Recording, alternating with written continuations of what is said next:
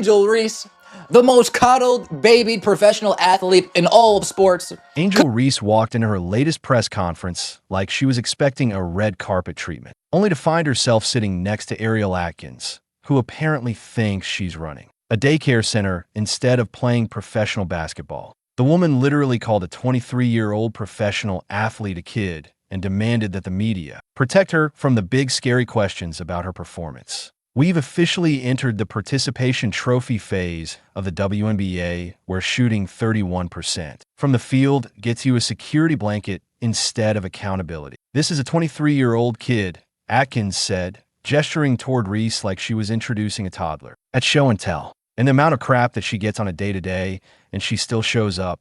Oh, how brave. She shows up to her job that pays her hundreds of thousands of dollars. Someone get this woman a medal for basic human responsibility. But here's the kicker. Atkins demanded that reporters stick to basketball-wise questions only, calling everything else irrelevant nonsense. Ma'am, this isn't elementary school recess. These are professional athletes who put themselves in the public eye and collect paychecks based on performance. The absolute audacity of sitting there and watching Angel Reese get emotional during a press conference about her poor play, then jumping in like some kind of basketball superhero to save the day. Atkins literally said, her crown is heavy. Heavy?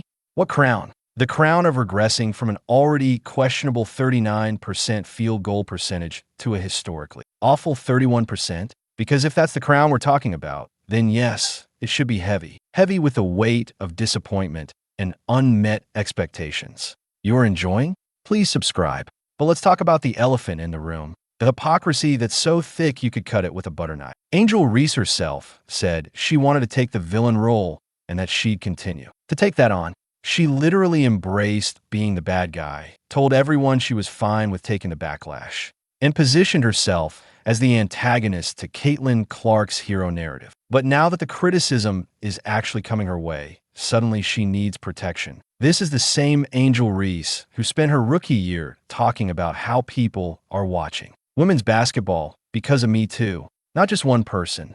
The same Angel Reese who celebrated when Kennedy Carter cheap shot Caitlin Clark. The same Angel Reese who couldn't keep Clark's name out of her mouth during interviews and press conferences. But now, when a reporter tries to ask her about her own statements regarding her role in the league's popularity, she cuts them off with a curt next question. You can't spend months building yourself up as the villain, then cry victim when people start treating you like one. And let's be crystal clear about what we're witnessing this season. A complete and utter collapse.